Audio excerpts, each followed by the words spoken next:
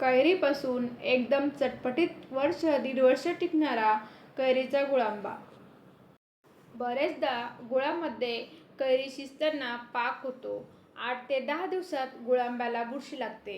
आंबट गोड चटपटीत मसालेदार कच्च्या कैरीची जबरदस्त चटकेदार गुळांबा एकदा बनवला की वर्षभर खाल. नाही कलर, नाही केमिकल, नाही सिरप. पुरीसोबत किंवा पराठ्यासोबत कशापण सोबत तुम्ही खाऊ शकता. व्हिडिओमध्ये खास टिप्स सांगितल्या आहेत, त्यामुळे व्हिडिओ पूर्ण बघा. चला तर मग वेळ न घालवता रेसिपीला सुरुवात करूया. नमस्कार, मी ज्योती. तुमच्या सगळ्यांचं मनापासून स्वागत. इथे मी साधारण मध्यम आकाराच्या तोतापुरी कैऱ्या या अशा अर्ध्या तासापूर्वी भिजायला ठेवल्या होत्या. यांची देठं पाण्यामध्ये बुडवून ठेवायची. मिठाच्या पाण्यामध्ये अर्धा तास कैऱ्या भिजायला ठेवायच्या. देठ का बुडवली पाहिजेत? देठाच्या भागामध्येच ना सगळा कैरीचा चीक लागलेला असतो आणि तो सगळा चीक निघून जावा याकरता आपल्याला देठ बुडवलेली पाहिजेत. भिजायला ठेवल्यामुळे कैरीचा चीक निघून जातो. कैरीची उष्णताही कमी होते. त्यामुळे नेहमी कैरीचा कुठलाही पदार्थ करण्याअगोदर पाण्यामध्ये भिजायला ठेवायचा आहे. या कैऱ्या कोरड्या करून घेणार आहोत. आपण वर्षभर टिकणारा गुळांबा बनवतोय. त्याकरता परिपक्व झालेली कैरी घ्यायची. दुसरं म्हणजे कुठेही पाण्याचा संपर्क येऊ द्यायचा नाही. त्यासाठी जे साहित्य वापरणार आहोत ते कोरडे करून घ्यायचे. कुठल्याही पाण्याचा अंश शिल्लक राहू द्यायचा नाही. पाण्याचा स्पर्श झाल्यामुळे गुळांबा खराब होण्याची शक्यता असते. ह्या एखाद्या सुती कपड्याने आपल्याला पुसून घ्यायच्या आहेत. ह्या गुळांबा वर्षभर टिकण्यासाठी काही महत्त्वाच्या टिप्स म्हणजे ज्या आपण ह्या कैऱ्या घेणार आहोत परिपक्व झालेल्या म्हणजे त्यांचा पाठा तयार झालेला असावा आणि तसेच हिरव्यागार जरी असल्या तरी सुद्धा आतून त्या पांढऱ्याशुभ्र असाव्यात. आता हे चांगलं असं आपल्याला ह्या कैरीची जी साल आहे ना ती सगळी अशी काढून घ्यायची आहेत. कैरीची साल जर काढल्यानंतर जर तुम्हाला फेकून द्यायची नसेल तर त्याची तुम्ही चटणीसुद्धा बनवू शकता. आता कैरी बघा ही अशी आडव्या बाजूने पकडायची आणि छान असा लांबसडक कैरीचा किस तयार करून घ्यायचा आहे. कैरी आडव्या बाजूने पकडल्यामुळे बघा अगदी मस्त लांब लांब असा हा कैरीचा किस तयार होतो. दिसायलाही छान दिसतो. त्याचा अगदीच गोळा तयार होत नाही. कैरी अशी सगळी मी किसून घेतलेली आहे. मी घेतलेली ही कैरी परिपक्व असल्यामुळेच आतमध्ये कोय अगदी टणक तयार झालेली आहे. त्यानंतर बघा अशी मस्त लांबसडक हा कैरीचा किस आपण याच पद्धतीत दुसऱ्याही कैरीचा सुद्धा असाच तयार करून घेणार आहे. सगळा किस मी असा तयार करून घेतला आहे. गुळांबा बनवण्यासाठी शक्यतो तोतापुरीच कैरी घ्या म्हणजे आंबटपणा कमी असतो. इथे मी नॉनस्टिकची कढई घेतली आहे. स्टीलची कढई घेताना जाड तळाची घ्या.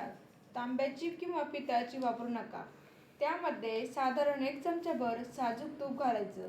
तूप गरम झालं की मग त्यामध्ये 1 दालचिनीचा तुकडा, 3 ते 4 लवंग, काळी मिरी याचा स्वाद या गुळांब्यामध्ये अप्रतिम येतो.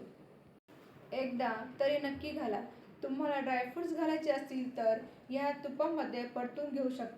यामध्ये तयार करून घेतलेला कैरीचा किस तो सगळा घालून घ्यायचा. तुपामध्ये कैरीचा किस छान असा परतून घ्यायचा आहे. तुपामुळे याला छान चकाकी येते, स्वाद छान येतो. 1 मिनिटभर चांगलं परतून घेतलंय. बघा थोडीशी कैरी नरम झाली आहे.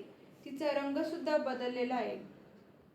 यामध्ये गूळ घालायचा आहे.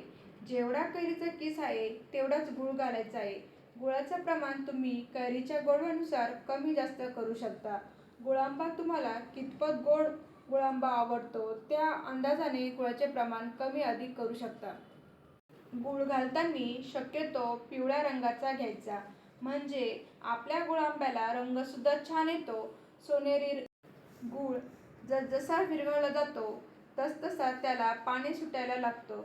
गुळाला जे पाणी सुटतं त्यामध्ये कैरी छान शिजते. त्यामुळे वेगळं कुठलंही पाणी घालण्याची गरज नाही. असं छान परतत राहायचं आहे. कमी गॅसवरती गूळ अजूनही पूर्णपणे विरघळला नाहीये. यामध्ये अगदी चिमूटभर कुठल्याही गोडाच्या पदार्थामध्ये एक चिमूटभर मीठ घातल्यामुळे त्याची चव वाढते. त्यामुळे थोडंसं मीठ घातलं आणि हे चांगलं असं हलवून घ्यायचं. हे असं चांगलं शिजवून घ्यायचं. गुळाचं पाणी कमी होतं आणि गुळाचं साधारण एक तारी पाक तयार होतो. अजूनही पूर्णपणे गूळ विरघळला नाहीये, म्हणून मी आणखीन थोडा वेळ परतून घेतलंय. गुळाचा जसजसा पाक तयार होत जातो तसतसं मिश्रण घट्टसर होतं. तसेच याचा रंगसुद्धा बदलायला लागतो. थोडासा लालसर रंग झाला आहे. आता आपण या चमच्यावरच थोडंसं हे असं मिश्रण घेतलंय.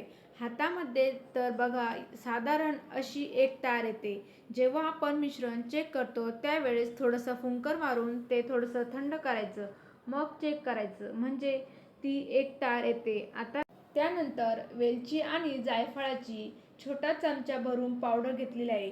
वेलची जायफळाच्या पावडरचा स्वाद सुद्धा गुळामध्ये छान लागतो. त्यामुळे घेतलेले आहे. आता हे चांगलं मिक्स करून घ्यायचं आणि थंड अगदी पूर्ण रूम टेम्परेचरला आलं की मग तुम्ही हे मिश्रण एखाद्या हवाबंद बरणीमध्ये, म्हणजेच शक्यतोवर काचेच्याच बरणीमध्ये भरून ठेवायचं आहे. हे बघा अगदी मस्त लच्छेदार असा आपला हा गुळ आंबा तयार झालेला आहे. छान अशी चकाकी गुळ आंब्याला आली आहे. गुळ आंबा जसजसा थंड होत जातो तसतसा थोडासा घट्ट होत जातो. त्यामुळे आपल्याला सुरुवातीलाच फार घट्टसर करायचा नाहीये. बघा अगदी मस्त रसरशीत असा आपला हा गुळ आंबा तयार झालेला आहे. हा गुळ आंबा पोळीबरोबर गरमागरम पोळी घ्यायची, त्याच्यावर थोडंसं तूप घालायचं आणि हा गुळ आंबा घालून रोल करून मुलांना खायला जर दिला तर त्यांना सुद्धा खूप आवडेल. तसंच ब्रेड बरोबर देण्याऐवजी जर हा गुळ आंबा लावून खाल्ला तर अप्रतिम लागतो. कैरीच्या ह्या सीझनला नक्की ट्राय करा हा कैरीचा गुळ आंबा. रेसिपी आवडली असेल तर लाईक करा. चॅनलवरती नवीन असाल तर चॅनलला सबस्क्राईब करा. रेसिपी कोणत्या शहरातून बघताय ते सुद्धा नक्की कळवा. इथपर्यंत रेसिपी बघितल्याबद्दल सगळ्यांचे मनापासून आभार. चला तर मग भेटूया एक मस्त आणि जबरदस्त रेसिपीसोबत. तोपर्यंत मस्त